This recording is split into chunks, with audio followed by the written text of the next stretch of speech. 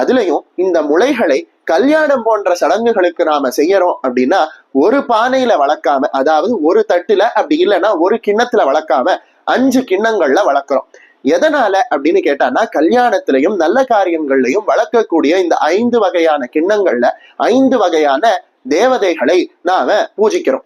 முதல்ல யாரு அப்படின்னு கேட்டா, முதல்ல இருக்கக்கூடிய கிண்ணத்துல நாம பிரம்மாவையும், அடுத்து இருக்கக்கூடிய கிண்ணத்துல நாம இந்திரனையும், அதுக்கடுத்து இருக்கக்கூடிய கிண்ணத்துல நாம யமனையும், அதன் பிறகு இருக்கக்கூடிய கிண்ணத்துல நாம வருணனையும், கடைசியில இருக்கக்கூடிய கிண்ணத்துல நாம சோமனையும் வழிபடுறோம். இப்படி 5 கிண்ணத்திலையும் நாம விதைகளை நிரப்புறோம்.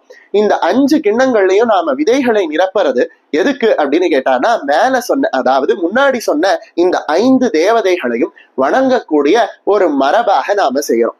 இந்திரனோட அருளால நல்ல ஆளுமை திறனும், யமனோட அருளால நல்ல தீர்க்க ஆயுளும், வருணனோட அருளால நீர்நிலைகள் செழித்து, பயிர் பச்சைகள் செழித்து, நல்ல செல்வ செழிப்பான வாழ்க்கையும், பிரம்மாவினுடைய அருள்னால நல்ல தலைவிதியும், சோமனினுடைய அருள்னால நல்ல ஆரோக்கியமும் கிடைக்கணும் அப்படிங்கிறதுக்காக நாம இந்த 5 தேவதைகளையும் வழிபட்டு, இந்த 5 தேவதைகளுக்கும் அர்ப்பணம் செய்வது போல நல்ல காரியங்கள்ல பாலிகைகளை 5 கிண்ணங்கள்ல வளர்க்கிறோம்.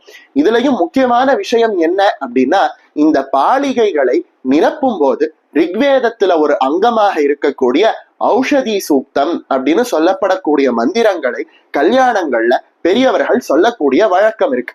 இந்த ரிக்வேதத்துல இருக்கக்கூடிய ஔஷதி சூக்தம் எதுக்கு சொல்றோம் அப்படின்னா, இந்த இயற்கையில இருக்கக்கூடிய ஒரு குணமாக்கக்கூடிய சக்தியை துதிக்கக்கூடியதுதான் இந்த ஔஷதி சூக்தம்.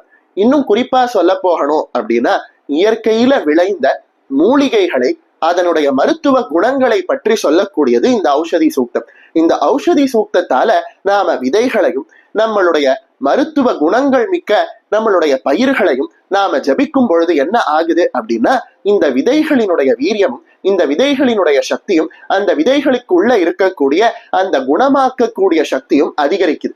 அது மட்டும் இல்லாம அந்த விதைகளுக்குள்ள ஒரு அமிர்தமயமான சக்தி நிரம்புது அப்படின்னு சொல்றாங்க.